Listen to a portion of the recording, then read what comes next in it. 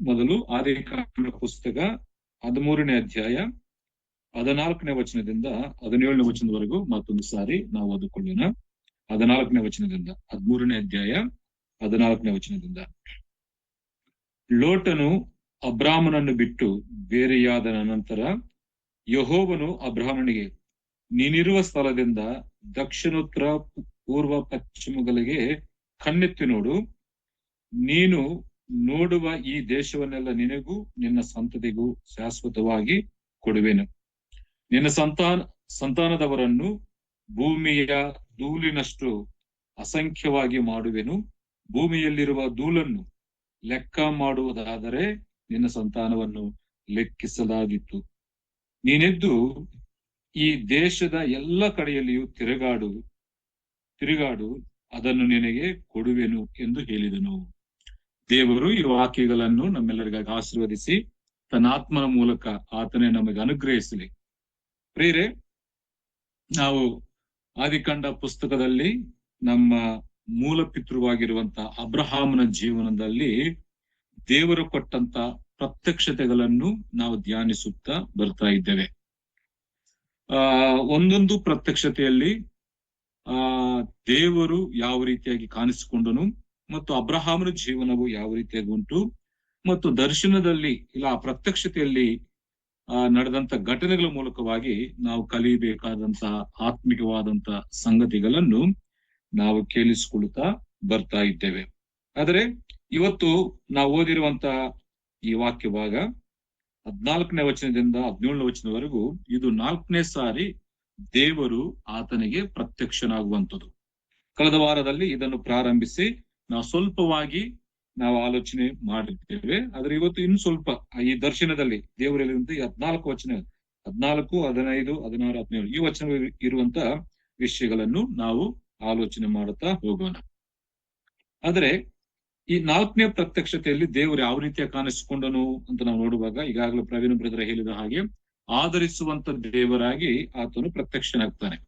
ಅಬ್ರಹಾಮನಿಗೆ ಯಾಕೆ ಆಧರಿಸಬೇಕಾಗಿತ್ತು ಅಂತ ನಾವು ನೋಡುವಾಗ ಜೊತೆಯಲ್ಲಿ ಬಂದಂತ ತಂದೆ ಕಾರಾನಲ್ಲಿ ತಿರುಗಿ ಹೋಗ್ತಾನೆ ಮತ್ತು ಜೊತೆಯಲ್ಲಿದ್ದಂತ ಲೋಟನು ಆಸ್ತಿ ವಿಚಾರದಲ್ಲಿ ಬೇರೆಯಾಗಿ ಹೋಗ್ತಾನೆ.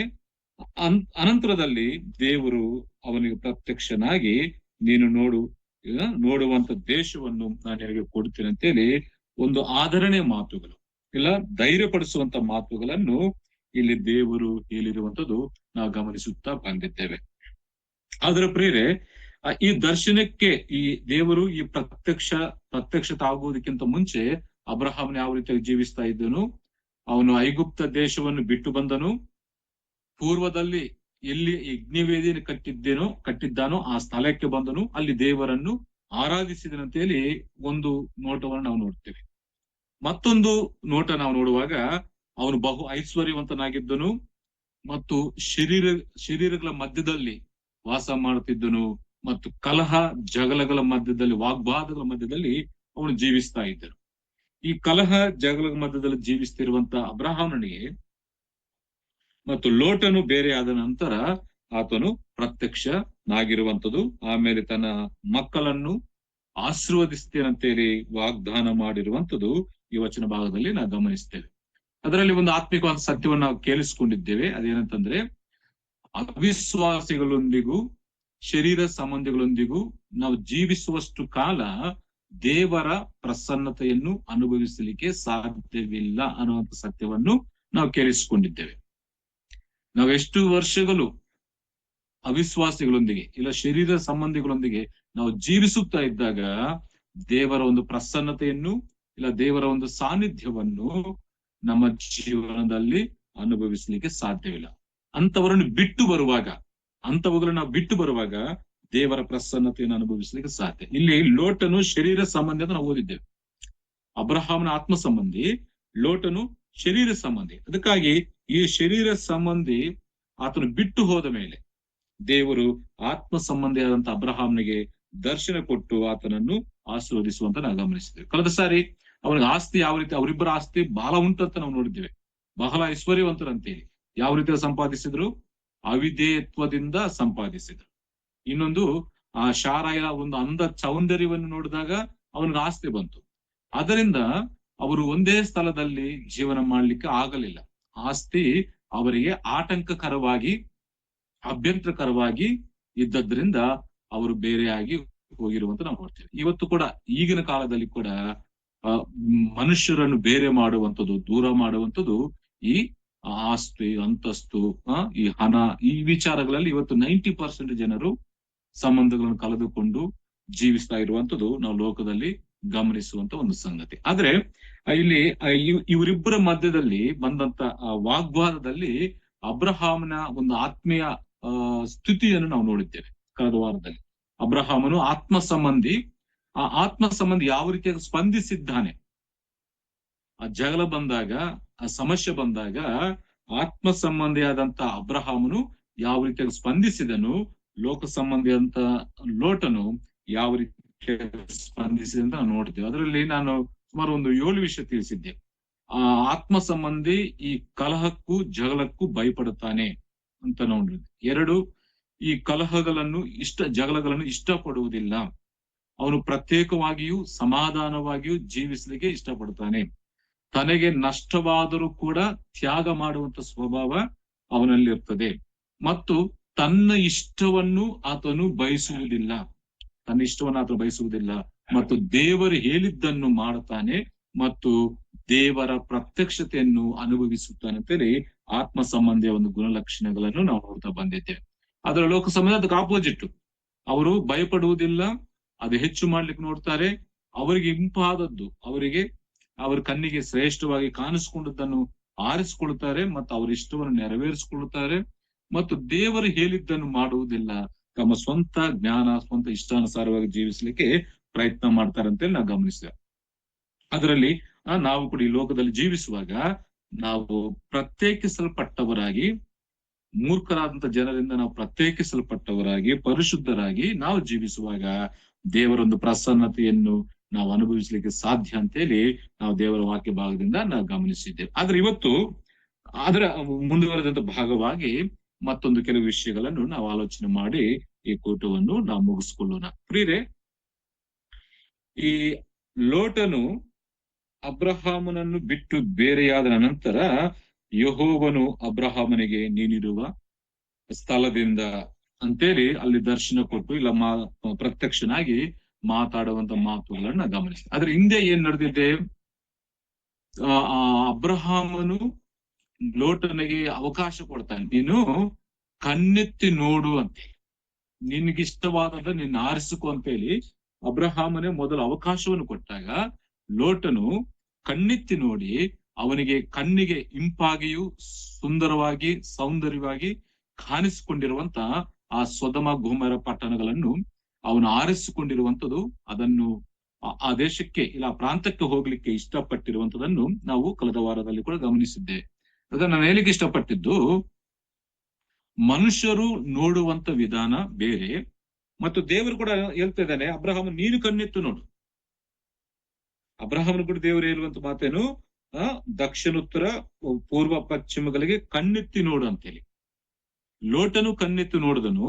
ಈಗ ಅಬ್ರಹಾಮನನ್ನು ಕೂಡ ದೇವರು ಹೇಳ್ತಾರೆ, ನೀನು ಕಣ್ಣೆತ್ತಿ ನೋಡು, ನೀನ್ ನೋಡುವಂಥದ್ದು, ನೀನು ಸಂಚರಿಸುವಂಥದ್ದು ನಿನ್ನ ಸ್ವಾಸ್ಥ್ಯಕ್ಕೆ ನಿನ್ನ ಸಂತಾನಕ್ಕೆ ನಾನು ಕೊಡುತ್ತೇನೆ ಅಂತೇಳಿ ದೇವರು ಹೇಳಿದ್ದ. ಅದಕ್ಕಾಗಿ ಪ್ರಿಯರೇ, ಮನುಷ್ಯರು ತಮ್ಮ ಸ್ವಂತ ಜ್ಞಾನದಿಂದ ನೋಡುವಂಥದ್ದು ಬೇರೆ ಮತ್ತು ದೇವರು ಹೇಳಿದಾಗ, ದೇವರು ನೋಡು ಅಂತ ಹೇಳಿದಾಗ ನಾವು ನೋಡಿ ತೆಗೆದುಕೊಳ್ಳುವಂಥದ್ದು ಬೇರೆ ಆದಂತ ವಿಷಯವಾಗಿದೆ. ಅದಕ್ಕಾಗಿ ನಾವು ನೋಡುವಂತ ವಿಧಾನ ಅದು ತುಂಬಾ ಪ್ರಮುಖವಾದದ್ದು. ಯಾವ ಸಂದರ್ಭದಲ್ಲಿ ಯಾವ ರೀತಿಯಾಗಿ ನಾವು ನೋಡ್ತಾ ಇದ್ದೇವೆ ಅಂತ. ಇವತ್ತು ಅನೇಕ ಜನರ ನೋಟಿನಲ್ಲಿ ನಾವು ತುಂಬಾ ಸಮಸ್ಯೆಗಳನ್ನು ನೋಡ್ತಾ ಇರ್ತೇವೆ. ನೋಡುವಂತ ರೀತಿ ಚೆನ್ನಾಗಿರುವುದಿಲ್ಲ. ಒಬ್ಬೊಬ್ಬರನ್ನು ನೋಡುವಂತ ರೀತಿ ತುಂಬಾ ತಿರಸ್ಕಾರವಾಗಿ, ನಿರ್ಲಕ್ಷ್ಯವಾಗಿ ಮತ್ತು ಗರ್ವದಿಂದ, ಅಹಂಕಾರದಿಂದ ನೋಡುವಂತ ನೋಟಗಳನ್ನು ನಾವು ಲೋಕದಲ್ಲಿ ಗಮನಿಸ್ತೇವೆ. ಇದು ಶರೀರ ಸಂಬಂಧಿಗಳ ಲಕ್ಷಣ. ಅದಕ್ಕಾಗಿ ವಿಶ್ವಾಸಿಗಳಾಗಿರುವಂತ ನಾವು ದೇವರು ತೋರಿಸಿರುವಂತ ಸ್ಥಳಗಳನ್ನು, ದೇವರು ತೋರಿಸಿರುವಂತ ಪ್ರದೇಶಗಳನ್ನು ನಾವು ನೋಡುವಾಗ ನಮಗೆ ಆಶೀರ್ವಾದ ಉಂಟಾಗ್ತದೆ. ಎಲ್ಲ ಕಣ್ಣಿಗೆ ಕಾಣುವುದೆಲ್ಲವನ್ನು ನೋಡಿ ಅಪೇಕ್ಷೆ ಪಟ್ಟು ತೆಗೆದುಕೊಂಡ್ರೆ ಏನಾಗ್ತದೆ, ನಮಗೆ ಸಮಸ್ಯೆ ಉಂಟಾಗ್ತದೆ ಅಂತ. ಅದಕ್ಕಾಗಿ ಯೋಬನು ಕೂಡ ಒಂದು ಮಾತು ಹೇಳ್ತಾನೆ. ಯೋಬನು ಏನಂದ್ರೆ ನನ್ನ ಕಣ್ಣುಗಳೊಂದಿಗೆ ನಾನು ನಿಬಂಧನೆ ಮಾಡಿಕೊಂಡಿದ್ದೇನೆ, ಕಣ್ಣಿಕೆಯನ್ನು ನಾನು ಹೇಗೆ ನೋಡಲಿ ಅಂತ. ಅಂದ್ರೆ ಯೋಬನು ತನ್ನ ಕಣ್ಣುಗಳಿಗೆ ಒಂದು ನಿಬಂಧನೆ, ಇಂಥದ್ದನ್ನೇ ನೋಡಬೇಕು, ಇಂಥದ್ದನ್ನು ನೋಡಬಾರದಂತೇಳಿ ಒಂದು ನಿಬಂಧನೆ, ಒಂದು ಅಗ್ರಿಮೆಂಟ್ ಮಾಡಿಕೊಂಡು ಆತನು ಜೀವಿಸ್ತಾ ಇದ್ದ. ಇವತ್ತು ವಿಶ್ವಾಸಿಗಳಾಗಿರುವಂತ ನಮ್ಮ ಕಣ್ಣುಗಳು ಕೂಡ ಲೋಕದಲ್ಲಿ ಎಲ್ಲಾ ವಿಷಯಗಳು ನೋಡ್ಲಿಕ್ಕೆ ಹೋಗಬಾರದು. ಒಂದು ನಿಬಂಧನೆ ಇರಬೇಕು, ಒಂದು ಅಗ್ರಿಮೆಂಟ್ ಮಾಡ್ಕೋಬೇಕು, ಇಂಥದ್ದನ್ನು ನೋಡ್ಬೇಕು, ಇಂಥದ್ದನ್ನು ನೋಡಬಾರದು, ಇಂಥದಕ್ಕೆ ಹೋಗ್ಬೇಕಂತೆ. ಆ ರೀತಿಯಾಗಿರುವಾಗ ದೇವರ ಆಶೀರ್ವಾದವನ್ನು ನಾವು ಅನುಭವಿಸ್ಲಿಕ್ಕೆ ಸಾಧ್ಯ. ಇವತ್ತು ಆ ಮೊಬೈಲ್ಸ್ ಅಲ್ಲ, ಸ್ಮಾರ್ಟ್ ಫೋನ್ ನೋಡುವಾಗ ವಿಚಿತ್ರವಾಗಿ ನೋಡುವಂತವ್ರು ತುಂಬಾ ಜನರಿದ್ದಾರೆ. ಆ ವಿಷಯ ನಾನು ಹೋಗ್ತಾ ಇಲ್ಲ, ಆದ್ರೆ ನಾವು ಏನ್ ನೋಡ್ತಾ ಇದ್ದೇವೆ ಅನ್ನುವಂಥದ್ದು ಮುಖ್ಯವಾದಂತ ವಿಷಯ. ಯಾವ ಉದ್ದೇಶಕ್ಕಾಗಿ ನಾವು ನೋಡ್ತಾ ಇದ್ದೇವೆ ಅನ್ನುವಂಥದ್ದು ಬಹಳ ಪ್ರಮುಖವಾದಂತ ವಿಷಯ. ಇಲ್ಲಿ ಲೋಟನು ಕಣ್ಣೆತ್ತಿ ನೋಡಿದನು, ಅಬ್ರಹಾಮನು ಕೂಡ ಕಣ್ಣೆತ್ತು ನೋಡ್ತಾ ಇದ್ದಾನೆ. ಆದ್ರೆ ವ್ಯತ್ಯಾಸ ಇದೆ. ಲೋಟನು ಅವನ ಸ್ವಂತ, ಅಬ್ರಹಾಮನು ಹೇಳಿದ್ರಿಂದ ನೋಡಿದ್ದಾನೆ, ಆದ್ರೆ ಆರಿಸ್ಕೊಳ್ಳುವುದರಲ್ಲಿ ತನ್ನ ಸ್ವಂತ ಜ್ಞಾನದಿಂದ ಆರಿಸ್ಕೊಂಡಿದ್ದಾನೆ. ತನ್ನ ಕಣ್ಣಿಗೆ ಇಂಪಾಗಿ ಸುಂದರವಾಗಿ ಕಾಣಿಸ್ಕೊಂಡದನ್ನ ಆರಿಸ್ಕೊಂಡಿದ್ದಾನೆ. ಆದ್ರೆ ಅಬ್ರಹಾಮನು ಕೂಡ ಕಣ್ಣೆತ್ತು ನೋಡ್ತಾ ಇದ್ದಾನೆ, ಆದ್ರೆ ದೇವರು ಹೇಳಿದಾಗ. ಅದಕ್ಕಾಗಿ ನಾವು ದೇವರು ಹೇಳಿರುವಂತ ಸ್ಥಳಗಳನ್ನು, ದೇವರು ಹೇಳಿರುವಂತ ವಿಷಯಗಳನ್ನು ನಾವು ನೋಡುವಾಗ ನಮಗೆ ಶ್ರೇಷ್ಠವಾದಂತ ಸಂಗತಿಗಳು, ಶ್ರೇಷ್ಠವಾದಂತ ಆಶೀರ್ವಾದಗಳನ್ನು ನಾವು ಅನುಭವಿಸ್ಲಿಕ್ಕೆ ಸಾಧ್ಯವಾಗ್ತದೆ. ಅದಕ್ಕಾಗಿ ಇಲ್ಲಿ ಆಧರಿಸಲಿಕ್ಕೆ ಒಂದು ಕಾರಣ ನಾನು ಮೊದಲೇ ತಿಳಿಸಿದ್ದೆ. ಅಬ್ರಹಾಮನ ತಂದೆ ತೀರು ಹೋಗ್ತಾನೆ ತೆರಹನು, ಮತ್ತು ಲೋಟನು ಕೂಡ ಬಿಟ್ಟು ಬೇರೆ ಆದ ನಂತರ ಅಬ್ರಹಾಮನಿಗೆ ದೇವರು ಪ್ರತ್ಯಕ್ಷನಾಗಿರುವಂತದ್ದು ಈ ವಾಕ್ಯ ಭಾಗದಲ್ಲಿ ನಾವು ಗಮನಿಸ್ತೇವೆ. ಇದರಲ್ಲಿ ಈ ವಾಗ್ವಾದ ಬಂದಾಗ ಅಬ್ರಹಾಮನು ಲೋಟನಿಗೆ ಅವಕಾಶ ಕೊಡ್ತಾನೆ. ಮೊದಲು ಲೋಟನಿಗೆ ಅವಕಾಶ ಕೊಡ್ತಾನೆ. ನಿನಗೆ ಇಷ್ಟವಾದದ್ದನ್ನು ನೀನು ಆರಿಸಿಕೋ, ಉಳಿದಿದ್ದನ್ನು ನಾನು ತೆಗೆದುಕೊಳ್ಳುತ್ತೇನೆ ಅಂತೇಳಿ ಲೋಟನಿಗೆ ಅವಕಾಶವನ್ನು ಕೊಟ್ಟಿರುವಂತದ್ದು ವಾಕ್ಯ ಭಾಗದಲ್ಲಿ ನಾವು ಗಮನಿಸ್ತೀವಿ. 9ನೇ ವಚನ, ಆ ದೇಶವೆಲ್ಲ ನಿನ್ನೆದುರಿಗೆ ಇದೆ, ದಯವಿಟ್ಟು ನನ್ನನ್ನು ಬಿಟ್ಟು ಪ್ರತ್ಯೇಕ ಹೋಗು. ನೀನು ಎಡಗಡೆಗೆ ಹೋದರೆ ನಾನು ಬಲಗಡೆಗೆ ಹೋಗುವೆನು, ನೀನು ಬಲಗಡೆಗೆ ಹೋದರೆ ನಾನು ಎಡಗಡೆಗೆ ಹೋಗುವುದಿದೆ. ಅಂದ್ರೆ ಮೊದಲು ಅವಕಾಶ ಅಬ್ರಹಾಂ ಏನ್ ಮಾಡ್ತಾ ಇದ್ದಾನೆ, ಲೋಟನಿಗೆ ಕೊಟ್ಟಿರುವಂತದ್ದು ವಾಕ್ಯ ಭಾಗದಲ್ಲಿ ಗಮನಿಸ್ತೇವೆ. ಆದ್ರೆ ಲೋಟನು ಮೊದಲು ನೋಡುತ್ತಾನೆ, ನೋಡಿ ತನ್ನ ಕಣ್ಣಿಗೆ ಇಂಪಾಗಿ ಸೌಂದರ್ಯವಾಗಿ ಕಾಣಿಸಿಕೊಂಡಿರುವಂತಹ ಸೊದಮ ಗೋಮರ ಪಟ್ಟಣವನ್ನು ಆರಿಸಿಕೊಂಡು ಹೋಗ್ತಾನೆ. ಅದಕ್ಕಾಗಿ ಅದರಲ್ಲಿ ಒಂದು ಚಿಕ್ಕ ಆತ್ಮಿಕವಾದ ಸಂಗತಿ ಏನಂತಂದ್ರೆ ಆ ದೇವರು ಎಂದಿಗೂ ಅನ್ಯಾಯ ಮಾಡುವಂತವನಲ್ಲ. ಯಾಕಂತಂದ್ರೆ ನಿನ್ನ ಆತ್ಮೀಯತೆ ವಿಷಯದಲ್ಲಿ ನೀನು ಏನನ್ನು ಕಳೆದುಕೊಳ್ಳುತ್ತೀಯೋ ಅದಕ್ಕಿಂತ ಶ್ರೇಷ್ಠವಾದದ್ದನ್ನು ದೇವರು ಕೊಡ್ತಾನೆ. ನಾನು ಮತ್ತೊಂದು ಸಾರಿ ಹೇಳ್ತೇನೆ, ಲೋಟನು ಅವಕಾಶವನ್ನು ತೆಗೆದುಕೊಂಡು ಸುಂದರವಾದದ್ದನ್ನು ಆರಿಸಿಕೊಂಡು ಹೋಗಿದ್ದಾನೆ. ಆದ್ರೆ ಅಬ್ರಹಾಮನ ಅದನ್ನು ಕಳೆದುಕೊಂಡಾಗ ನಾವು ಗಮನಿಸುವಂತ ಸತ್ಯ, ತನ್ನ ಆತ್ಮೀಯತೆ ವಿಷಯದಲ್ಲಿ ನಾವು ಏನನ್ನು ಕಳೆದುಕೊಳ್ಳುತ್ತೇವೋ ದೇವರು ಅದಕ್ಕಿಂತ ಶ್ರೇಷ್ಠವಾದದ್ದನ್ನು ನಮ್ಮ ಜೀವನದಲ್ಲಿ ಅನುಗ್ರಹಿಸಿಕೊಡ್ತಾನೆ ಅಂತೇಳಿ ಈ ವಾಕ್ಯ ಭಾಗದಲ್ಲಿ ನಾವು ಗಮನಿಸ್ತೇವೆ. ಯಾಕಂತಂದ್ರೆ ಲೋಟನು ಆರಿಸಿಕೊಂಡಿದ್ದು ಸ್ವಲ್ಪ ಕಾಲ, ಅದು ಶಾಶ್ವತ ಕಾಲ ಇರಲಿಲ್ಲ. ಆದ್ರೆ ದೇವರು ಅಬ್ರಹಾಮನಿಗೆ ಕೊಟ್ಟಿದ್ದು ಅದು ಶಾಶ್ವತವಾದದ್ದು, ಅದು ಸಂತೃಪ್ತಿ ಸಮಾಧಾನ ಕೊಡುವುದು. ಲೋಟನಿಗೆ ಅಲ್ಲಿ ಹೋದಾಗ ಸಂತೋಷ ಇರಲಿಲ್ಲ, ಸಮಾಧಾನ ಇರಲಿಲ್ಲ. ಆರಿಸ್ಕೊಂಡು ಹೋಗ್ತಾನೆ ಲೋಟನು, ಆದರೆ ಆ ದೇಶ ತಿಳಿದಂತ ಪ್ರಾಂತದ ಜನರು ದುಷ್ಟರು, ಯೆಹೋವನಿಗೆ ಮಹಾ ಅಪರಾಧಿಗಳಾಗಿದ್ದರು, ಸಮಾಧಾನ ಇರಲಿಲ್ಲ.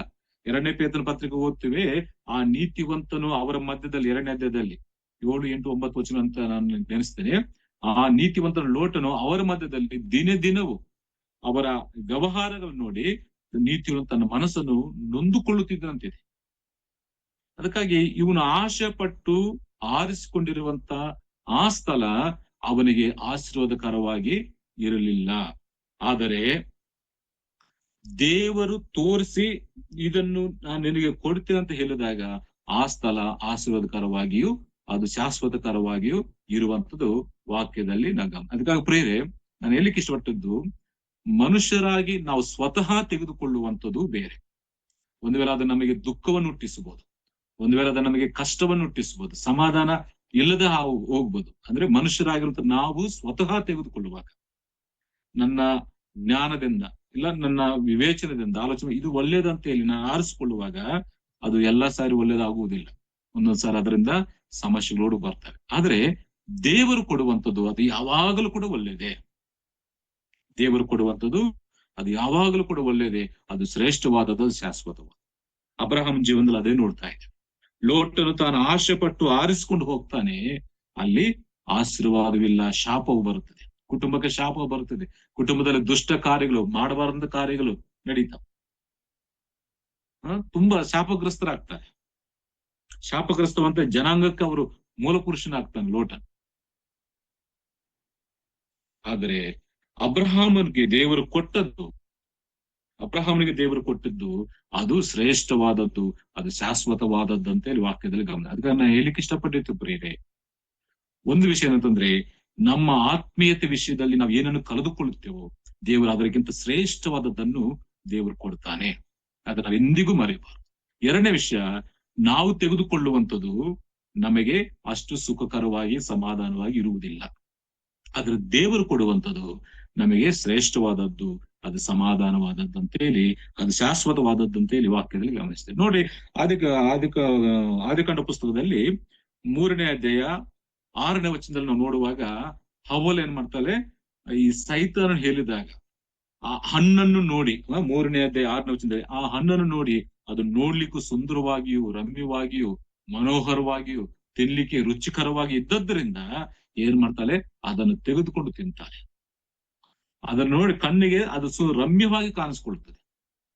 3ನೇ ಅಧ್ಯಾಯ 6ನೇ ವಚನ, ಆ ಸ್ತ್ರೀಯು ಆ ಮರದ ಹಣ್ಣು ತಿನ್ನುವುದಕ್ಕೆ ಉತ್ತಮವಾಗಿಯೂ ನೋಡುವುದಕ್ಕೆ ರಮ್ಯವಾಗಿಯೂ ಜ್ಞಾನೋದಯಕ್ಕೆ ಅಪೇಕ್ಷಿಸತಕ್ಕದ್ದಾಗಿಯೂ ಇದೆ ಎಂದು ತಿಳಿದು ಅದನ್ನು ತೆಗೆದುಕೊಂಡು ತಿಂದು.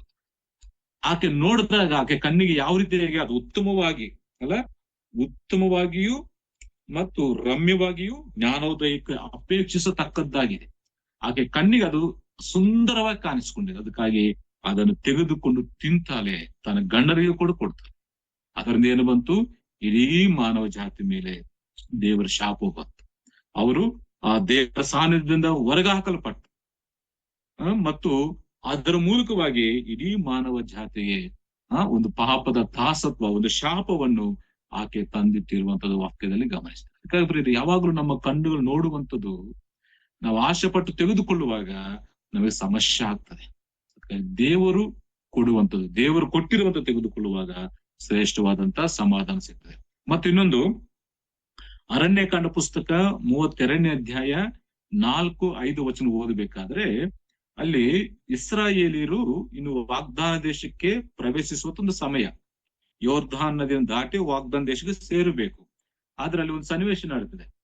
ಈ 2 ಗೋತ್ರದವರು, ಮನುಷ್ಯರು, ಗಾದಿಯರು ಮತ್ತು ರೂಬೇನಿಯರು, ಈ 2 ಗೋತ್ರದವರು ಅವ್ರು ಏನ್ ಮಾಡ್ತಾರೆ ಅಂದ್ರೆ, ಯೋರ್ಧಾನದ ಈ ಕಡೆ ನಮಗೆ ಸ್ವಾಸ್ಥ್ಯವು ಬೇಕು, ನಾವು ಇದನ್ನ ದಾಟಿ ಆ ಕಡೆ ಬರುವುದಿಲ್ಲ, ಇಲ್ಲಿ ತುಂಬಾ ಹುಲ್ಲಿದೆ, ನಮಗೆ ದನ ಕರುಗಳು ತುಂಬಾ ಇದಾವೆ, ನಮಗೆ ಇಲ್ಲೇ ಸ್ವಾಸ್ಥ್ಯವನ್ನು ಕೊಡ್ಬೇಕಂತ ಹೇಳಿ ಮೋಶೆ ಹತ್ರ ಬಲವಂತವಾಗಿ ಆ ಸ್ಥಳವನ್ನು ಆರಿಸಿಕೊಳ್ಳುತ್ತಾರೆ.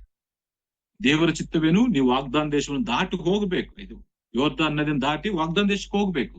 ಆದ್ರೆ ಈ 2 ಗೋತ್ರದವರು, ರೂಬೇನಿಯರು, ಗಾದಿಯರು ಮನುಷ್ಯ ಅರ್ಧ ಕುಲದವರು, ಈ 2 ಗೋತ್ರದವರು ಇಲ್ಲ, ನಾವು ಯೋರ್ಧಾನ್ ದಾಟಿ ಹೋಗುವುದಿಲ್ಲ, ನಮ್ಗೆ ಇಲ್ಲೇ ಸ್ವಾಸ್ಥ್ಯ ಬೇಕಂತ ಹೇಳಿ ಅವ್ರು ಆರಿಸಿಕೊಂಡು ಅದನ್ನು ತೆಗೆದುಕೊಳ್ಳುತ್ತಾರೆ.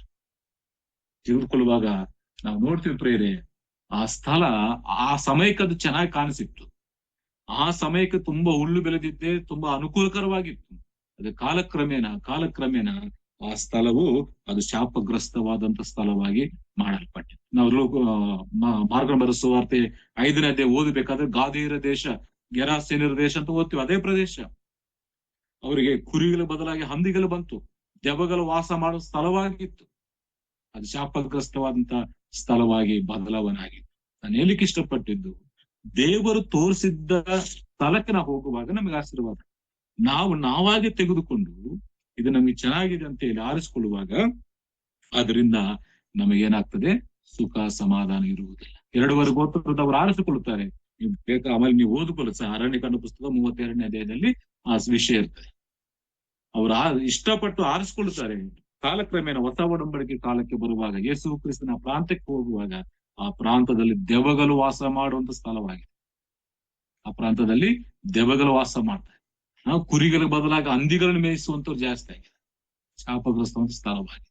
ಅದಕ್ಕಾಗಿ ದೇವರು ಕೊಡುವಂಥದ್ದು ನಮಗೆ ಶ್ರೇಷ್ಠವಾದದ್ದು. ನಾವು ಆಶೆ ಪಟ್ಟು ಇಷ್ಟಪಟ್ಟು ನಮ್ಮ ಜ್ಞಾನಕ್ಕೆ ತುಂಬಾ ಚೆನ್ನಾಗಿದೆ ಅಂತೇಳಿ ನಾವು ತೆಗೆದುಕೊಳ್ಳುವಾಗ ಅದರಿಂದ ಸಮಸ್ಯೆ ಆಗುವಂಥದ್ದು ನಾವು ಗಮನಿಸುವಂತ ಒಂದು ವಿಷಯ. ಮತ್ತೆ ಇನ್ನೊಂದು ಎಕ್ಸಾಂಪಲ್ ನಾನು ಹೇಳ್ತೇನೆ. ನ್ಯಾಯಸ್ಥಾಪಕರ ಪುಸ್ತಕದಲ್ಲಿ ಸಂಸೋನ ಬಗ್ಗೆ ನಾವು ಓದ್ತೀವಿ. ಆತನ ಮಹಾಬಲಿಷ್ಠನಂತೆ, ಆದ್ರೆ ಆತನ ಬಲಹೀನತೆ ಏನು ಗೊತ್ತಾ? ಆತನ ನೋಡುವಂತ ರೀತಿ ಸರಿ ಇರುವುದಿಲ್ಲ. ನೋಡಿದ್ದೆಲ್ಲ ಬೇಕು ಅಂತೇಳಿ ಆಶೆ ಪಟ್ಟು ಆತನು ಅದನ್ನು ತೆಗೆದುಕೊಳ್ಳುತ್ತಾನೆ. ಅದರಿಂದ ಆ ಮಹಾಬಲಿಷ್ಠ ಏನಾಗ್ತದೆ ಅಂದ್ರೆ ಬಲಹೀನನಾಗಿ ಆತನು ಫಿಲಿಷ್ಟಿಯರ ಕೈಯಲ್ಲಿ ಸತ್ತು ಹೋಗ್ತಾನೆ. ಆ ನ್ಯಾಯಸ್ಥಾಪಕರ ಪುಸ್ತಕ 14ನೇ ಅಧ್ಯಾಯದಲ್ಲಿ ಮೊದಲು 3 ವಚನ ಓದಬೇಕಾದ್ರೆ ಆತನು ಹೇಳುವಂತ ಮಾತು, ನಾನು ಒಬ್ಬ ಹೆಣ್ಣನ್ನು, ಒಂದು ಸ್ತ್ರೀಯನ್ನು ನಾನು ನೋಡಿದ್ದೇನೆ ಆಕೆಯನ್ನು ನನಗೆ ಮದುವೆ ಮಾಡ್ಕೊಡ್ರಿ ಅಂತೆ. ಒಬ್ಬರನ್ನ ನೋಡಿದ್ದೇನೆ, ನನಗೆ ಮದುವೆ ಮಾಡ್ಕೊಡ್ರಿ. ಮತ್ತು 16ನೇ ಅಧ್ಯಾಯ 1ನೇ ವಚನದಲ್ಲಿ ಒಬ್ಬ ವೇಶ್ಯನ್ ನೋಡ್ತಾರೆ. 4ನೇ ವಚನದಲ್ಲಿ ಮತ್ತೊಬ್ಬ ವೇಶ್ಯನ್ ನೋಡ್ತಾರೆ. ಈತನಿಗೆ ನೋಡುವಂತದ್ದೇ ಸರಿ ಇಲ್ಲ. ಅದಕ್ಕಾಗಿ ಯೋಬ್ ಹೇಳ್ತಾನೆ, ನನ್ನ ಕಣ್ಣುಗಳಿಗೆ ನಾನು ನಿಬಂಧನೆ ಮಾಡಿಕೊಂಡಿದ್ದೇನೆ, ಕಣ್ಣಿಕೆಯನ್ನು ಹೇಗೆ ನೋಡಿ. ಅದಕ್ಕಾಗಿ ಪ್ರೇರೆ, ನಾವು ನೋಡುವಂತ ರೀತಿ ಚೆನ್ನಾಗಿರುತ್ತೆ. ಒಳ್ಳೆಯ ವಿಷಯಗಳು ನಾವು ನೋಡುವಾಗ ನಮಗೆ ಆಶೀರ್ವಾದಕರವು ಆಗ್ತದೆ. ಮತ್ತೆ ಇನ್ನೊಂದು ಎಕ್ಸಾಂಪಲ್ ಇಲ್ಲಿಗೆ ಬರ್ತದೆ. 2ನೇ ಅರಸರ ಗ್ರಂಥ 5ನೇ ಅಧ್ಯಾಯ 20ನೇ ವಚನದಿಂದ 27ನೇ ವಚನವರೆಗೂ ನಾವು ಓದುವಾಗ ಅಲ್ಲಿ ಕೂಡ ನಾವು ಗಮನಿಸುವಂತ ವಿಷಯ ಏನಂತಂದ್ರೆ, ಗೆಹಾಜಿ ಆ ನೈಮಾನ್ ತಂದಂತ ಆ ಹಣವನ್ನು, ಆ ವಸ್ತ್ರಗಳನ್ನು, ಆ ಬೆಳ್ಳಿ ಬಂಗಾರವನ್ನು ನೋಡಿ ಆತನ ಆಶೆ ಪಟ್ಟು ಏನ್ ಮಾಡ್ತಾನೆ, ಹೋಗಿ ನಮ್ಮ ಸೇವಕರಿಗೆ ಬೇಕಾಗಿರೋ ದೂರ ದೇಶದ ಸೇವಕರು ಬಂದಿದ್ದಾರೆ, ಎಲಿಷನನ್ನು ತೆಗೆದುಕೊಂಡು ಬರಬೇಕಂತ ಕೇಳಿ ಕಳಿಸಿದ್ದಂತ ಸುಳ್ಳೆಯಲ್ಲಿ ಆ ಹಣವನ್ನು, ಆ ವಸ್ತ್ರಗಳನ್ನು, ಆ ಬೆಳ್ಳಿ ಬಂಗಾರವನ್ನು ತೆಗೆದುಕೊಂಡು ಮನೆಗೆ ಬಂದ. ಕಾರಣ ಅವನು ನೋಡಿ ಆಕರ್ಷಿಸಲ್ಪಟ್ಟಿದ್ದಾನೆ. ಆ ಬೆಳ್ಳಿ ಬಂಗಾರವನ್ನು ನೋಡಿ ಅವನು ಆಕರ್ಷಿಸಲ್ಪಟ್ಟು ಅವನು ಸುಳ್ಳನ್ನೇಲಿ ಅದನ್ನು ತೆಗೆದುಕೊಳ್ಳುತ್ತಾನೆ. ಏನಾಯ್ತು? ಅದರಿಂದ ಅವನು ಸುಖ ಪಟ್ಟಿದ್ದಾನ? ಅದರಿಂದ ಅವನು ಅದನ್ನು ಅನುಭವಿಸಿದ್ದಾನೆ? ಇಲ್ಲ ಪ್ರೇರೆ. ನೈಮಾನಿಗೆ ಹೋದಂತ ಕುಷ್ಠು ರೋಗ ಗೆಹಾಜಿಗೆ ಬಂತು, ದೇವರ ಸಾನ್ನಿಧ್ಯದಿಂದ ಹೊರಟು. ಸುಮಾರು ನಾನು 4 ಉದಾಹರಣೆ ತಿಳಿಸಿದ್ದೆ. ಮನುಷ್ಯರಾಗಿರುವಂತ ನಾವು ಆರಿಸಿಕೊಳ್ಳುವಾಗ ನಮಗೆ ಎಷ್ಟು ಅದು ಕಷ್ಟವೂ ಶಾಪವೂ ಬರುತ್ತಂತೆ. ಅವರ ಜೀವನದಲ್ಲಿ ನಾವು ಅದೇ ನೋಡ್ತೇವೆ. 2 ಗೋತ್ರದವರ ಜೀವನದಲ್ಲಿ ಅದೇ ನಾವು ನೋಡ್ತೇವೆ. ನ್ಯಾಯಸ್ಥಾಪಕರ ಪುಸ್ತಕದ ಸಂಸೋನ ಜೀವನದಲ್ಲಿ ನಾವು ಅದೇ ನೋಡ್ತೇವೆ. ಗೆಹಾಜ ಜೀವನದಲ್ಲಿ ಕೂಡ ನಾವು ಅದೇ ನೋಡ್ತೇವೆ. ಅದಕ್ಕಾಗಿ ಇವತ್ತು ನಾವು ಯಾವುದನ್ನು ಆರಿಸಿಕೊಳ್ಳುತ್ತಾ ಇದ್ದೇವೆ? ದೇವರು ಕೊಡುವಂತದನ್ನು ನಾವು ತೆಗೆದುಕೊಳ್ಳುವಾಗ ನಮಗೆ ಆಶೀರ್ವಾದ ಸಿಗ್ತದೆ. ನಾವಾಗಿ ತೆಗೆದುಕೊಳ್ಳುವಾಗ ಅದರಿಂದ ನಮಗೆ ಕಷ್ಟವು, ನಷ್ಟವು, ನಮ್ಗೆ ಸಮಸ್ಯೆ ಉಂಟಾಗ್ತದೆ. ಅದಕ್ಕಾಗಿ ನಾವು ವಿಷಯಕ್ಕೆ ಬರ್ತೇವೆ. ಲೋಟನ ಆರಿಸಿಕೊಂಡದ್ದು ಎಷ್ಟು ಕಾಲ ಇತ್ತು? ನಾವು ವಾಕ್ಯದಲ್ಲಿ ಗಮನಿಸ್ತೇವೆ. ಲೋಟನು ಆಶೆ ಪಟ್ಟು ಅದನ್ನು ಆರಿಸಿಕೊಳ್ಳುತ್ತಾನೆ. ಆದ್ರೆ ಎಷ್ಟು ಕಾಲ ಅದರಲ್ಲಿ ವಾಸ ಮಾಡ್ದ? ಇದ್ದಷ್ಟು ಕಾಲ ಸಮಸ್ಯೆ. ಆ ಸೊದೋಮ ಗೊಮೋರ ಪಟ್ಟಣದಲ್ಲಿ ಇದ್ದಷ್ಟು ಕಾಲ ಸಮಸ್ಯೆ, ಸಮಾಧಾನ ಇರಲಿಲ್ಲ. ಆ ಪಾಪಿಗಳ ಮಧ್ಯದಲ್ಲಿ, ಆ ದುರ್ಮಾರ್ಗರ ಮಧ್ಯದಲ್ಲಿ ಅವನ ಮನಸ್ಸನ್ನು ನೋಯಿಸಿಕೊಳ್ಳುತ್ತಾ ಜೀವಿಸಿದ. ಅದ್ರ ಕಡೆಗೆ ಏನಾಯ್ತು? ದೇವರ ಒಂದು ಕೋಪ, ದೇವರ ಒಂದು ಉಗ್ರತೆ ಅಲ್ಲ, ದೇವರ ಒಂದು ಬೆಂಕಿ ಆ ಪಟ್ಟಣದ ಮೇಲೆ ಬಂದಿತ್ತು. ಸ್ವಲ್ಪ ಕಾಲ ಮಾತ್ರ ನಾವು ಆರಿಸಿಕೊಳ್ಳುವಂಥದ್ದು. ಅದು ಸ್ವಲ್ಪ ಕಾಲ ಸ್ಟಾರ್ಟಿಂಗ್ ಚೆನ್ನಾಗಿರ್ತದೆ, ತುಂಬಾ ಮನೋಹರವಾಗಿರ್ತದೆ. ಹಬ್ಬ ಇದಕ್ಕಿಂತ ದೊಡ್ಡ ಇನ್ನೇನಿಲ್ಲ ಅಂತ ಅನ್ಸುತ್ತೆ. ಸ್ವಲ್ಪ ಕಾಲ ಮಾತ್ರ. ಆಮೇಲೆ ಅದಷ್ಟು ನಮಗೆ ಒಳ್ಳೇದಾಗಿ ಕಾಣಿಸುವುದಿಲ್ಲ. ಲೋಟನ ಜೀವನದಲ್ಲಿ ನಾವೇ ನೋಡ್ತೇವೆ. ಆದ್ರೆ ಅದು ದೇವರ ಶಾಪಕ್ಕೂ ದೇವರ ಕೋಪಕ್ಕೂ ಅದು ಗುರಿಯಾಗಿರುವಂಥದ್ದು ದೇವರ ವಾಕ್ಯ ಭಾಗದಿಂದ ನಾವು ಗಮನಿಸ್ತೇವೆ. ಅದಕ್ಕಾಗಿ ಇಲ್ಲಿ ದೇವರು ಹೇಳುವಂತ ಮಾತು, ಅಬ್ರಹಾಮನು ಲೋಟನ ಬಿಟ್ಟು ಹೋದ ಮೇಲೆ, ಲೋಟನ ಒಳ್ಳೆ ಸ್ಥಳವನ್ನು ಆರಿಸಿಕೊಂಡು ಹೋದ ಮೇಲೆ ದೇವರು ಅಬ್ರಹಾಮನಿಗೆ ಪ್ರತ್ಯಕ್ಷನಾಗಿ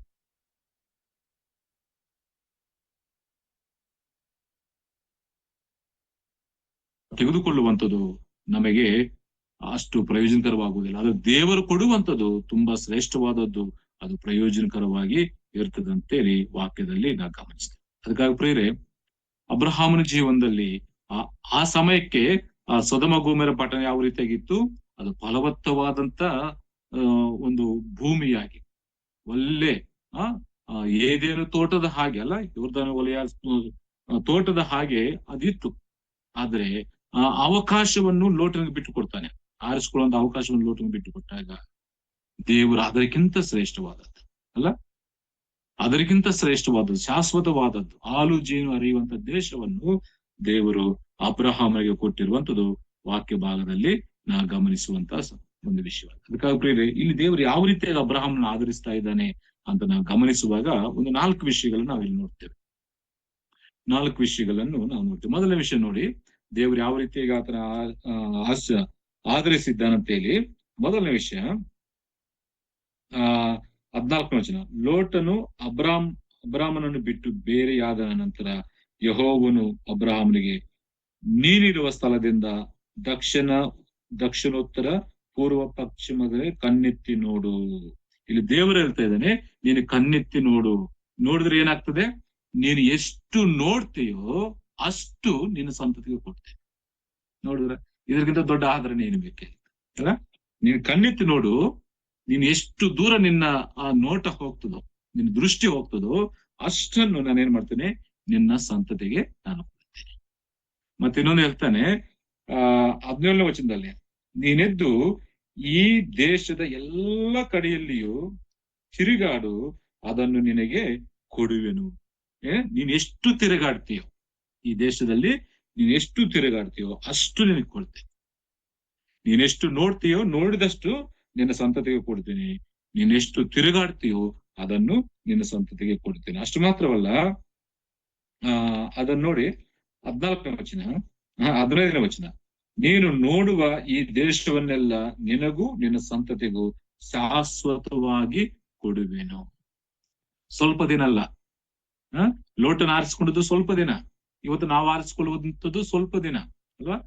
ಆದ್ರೆ ಇಲ್ಲಿ ದೇವರಿರುವಂತ ಮಾತು, ನಾನು ಶಾಶ್ವತವಾಗಿ ಕೊಡ್ತೇನೆ, ಶಾಶ್ವತವಾದಂತ ಸ್ವಾಸ್ಥ್ಯವನ್ನು ನಾನು ನಿನಗೆ ಕೊಡುತ್ತೇನೆ ಅಂತೇಳಿ ಆತನು ಆಧರಿಸಿದ್ದಾನೆ. ಮತ್ತೆ ಇನ್ನೊಂದು 4ನೇದು ಏನು, ನಿನ್ನ ಸಂತಾನದವರನ್ನು ಭೂಮಿಯ ಧೂಳಿನಷ್ಟು ಅಸಂಖ್ಯವಾಗಿ ಮಾಡುವೆನು.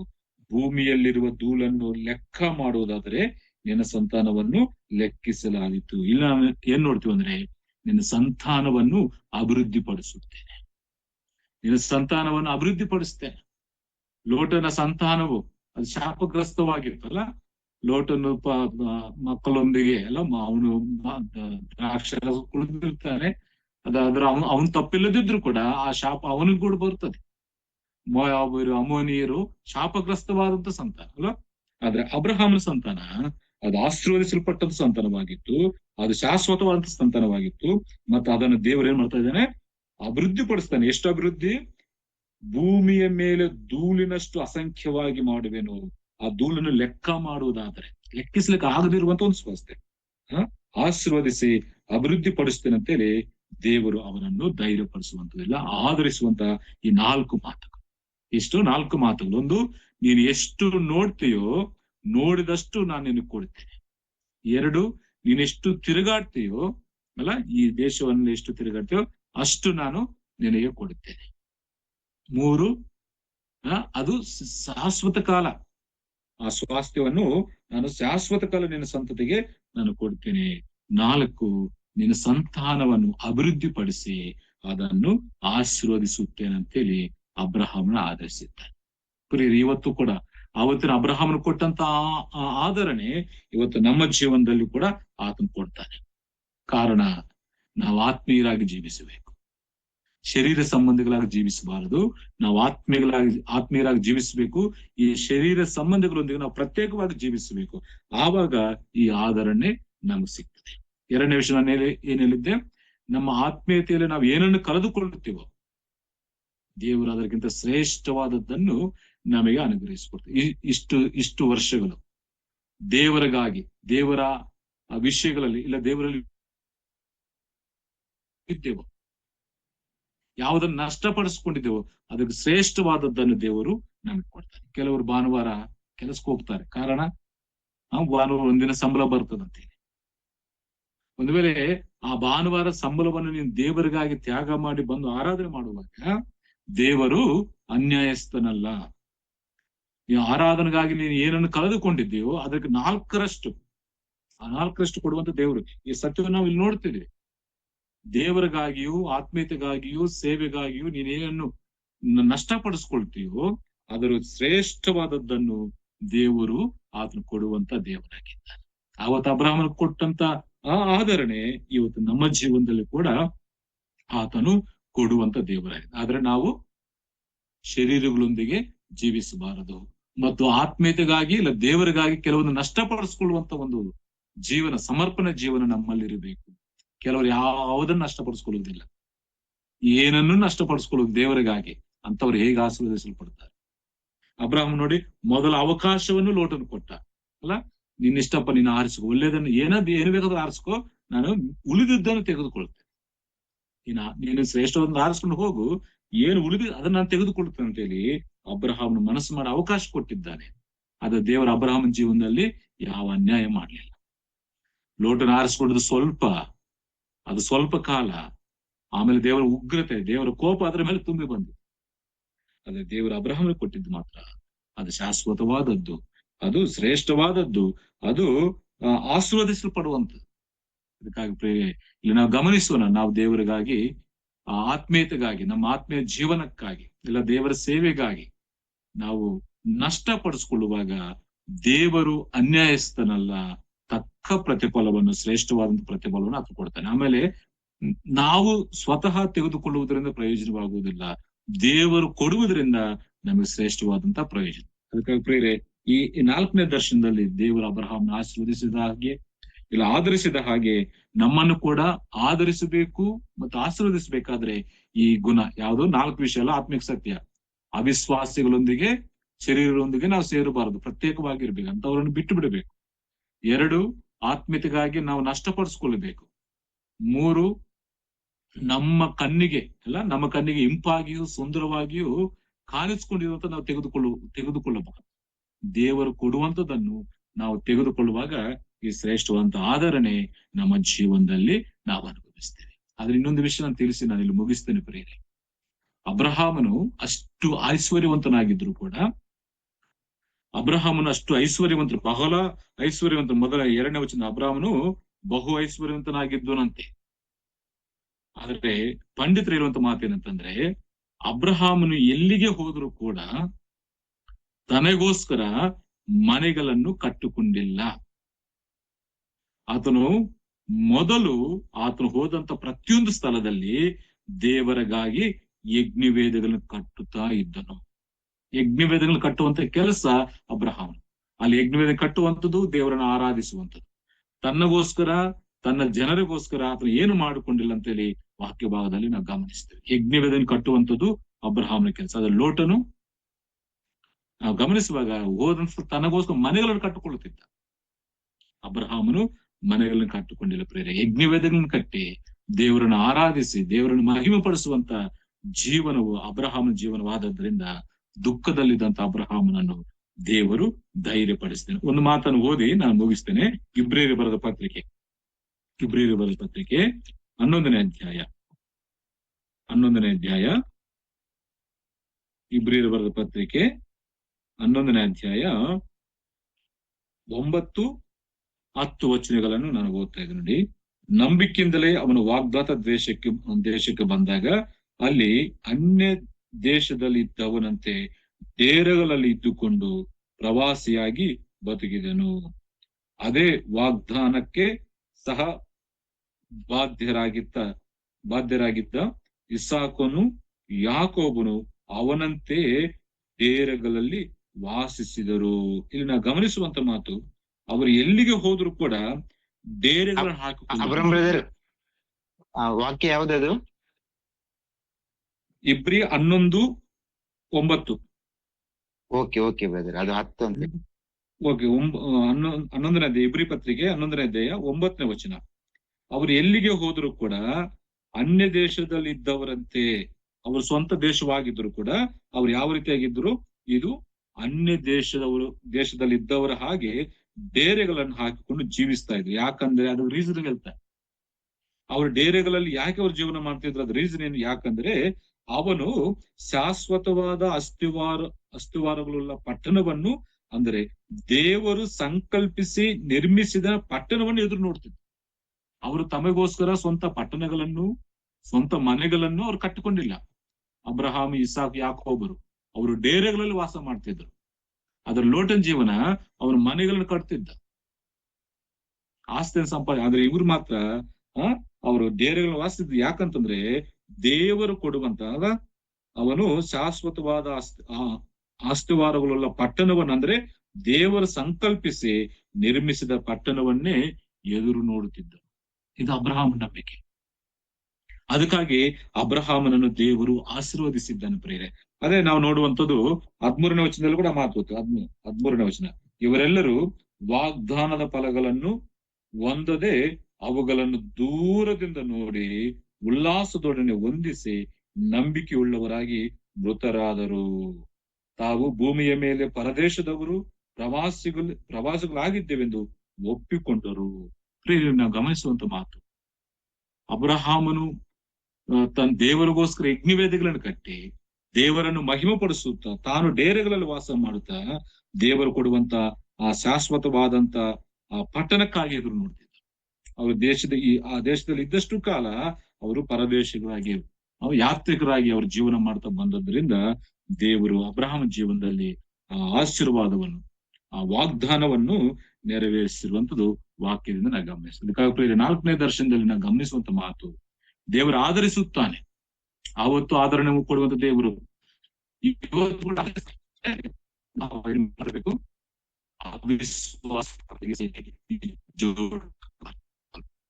ಎರಡು, ನಮ್ಮ ಆತ್ಮೀಯತೆಗಾಗಿ ನಾವು ಏನನ್ನು ನಷ್ಟಪಡಿಸಿಕೊಳ್ಳುತ್ತೇವೋ ದೇವರು ತಕ್ಕಷ್ಟು ಶ್ರೇಷ್ಠವಾದದ್ದು ಕೊಡುತ್ತಾರೆ. 3, ದೇವರು ಕೊಡುವಂತದ್ದೇ ಶ್ರೇಷ್ಠವಾದದ್ದು, ನಾವು ತೆಗೆದುಕೊಳ್ಳುವುದು ಶ್ರೇಷ್ಠವಾದದ್ದು. ಹಾಗಾಗಿ ನಾವು ದೇವರು ಒಪ್ಪಿಸ್ಕೊಳ್ಳೋಣ. ಅಬ್ರಹಾಮನ ಹಾಗೆ ನಾವು ದೇವರಿಗೆ ಒಪ್ಪಿಸು, ದೇವರ ಒಂದು ಆಶೀರ್ವಾದವನ್ನು, ಎಲ್ಲ ಆದರಣೆಯನ್ನು ನಾವು ಪಡೆದು ಈ ಭೂಲೋಕದಲ್ಲಿ ಜೀವಿಸು. ನಾವಾಗ ಆರಿಸಿಕೊಂಡದ್ದು ನಾವು ನೋಡಿದ್ವಲ್ಲ, ಅವಳ ಜೀವನದಲ್ಲಿ, 2 ಗೋತ್ರದವರ ಜೀವನದಲ್ಲಿ, ಮತ್ತು ಸಂಸೋನನ ಜೀವನದಲ್ಲಿ, ಮತ್ತು ಗೆಹಾಜನ ಜೀವನದಲ್ಲಿ. ಅದು ಆಶೀರ್ವಾದಕರವಾಗಿ ಲೋಟನ್ ಜೀವನದಲ್ಲಿ ಕೂಡ ಹೋಗ್ತದೆ. ಅದಕ್ಕಾಗಿ ದೇವರು ಕೊಟ್ಟದ್ದು ನಾವು ಪ್ರಯತ್ನಿಸುತ್ತಾ ದೇವರಿಗಾಗಿ ಪ್ರಯಾಸ ಪಡ್ತಾ ನಾವು ಈ ಭೂಲೋಕದಲ್ಲಿ ಜೀವಿಸೋಣ. ಆ ರೀತಿಯಾಗಿ ಜೀವಿಸಲಿಕ್ಕೆ ದೇವರ ಆತ್ಮನು ನಮ್ಮೆಲ್ಲರೂ ಸಹಾಯ ಮಾಡಲಿ. ದೇವರು ಕೊಟ್ಟಂತ ಮಾತುಗಳು ಮುಗಿಸುತ್ತಾ ನಿಮ್ಮೆಲ್ಲರಿಗೆ ನನ್ನ ಧನ್ಯವಾದ ತಿಳಿಸ್ತಾ ಇದ್ದೀನಿ. ಎಲ್ಲರಿಗೂ ಧನ್ಯವಾದ.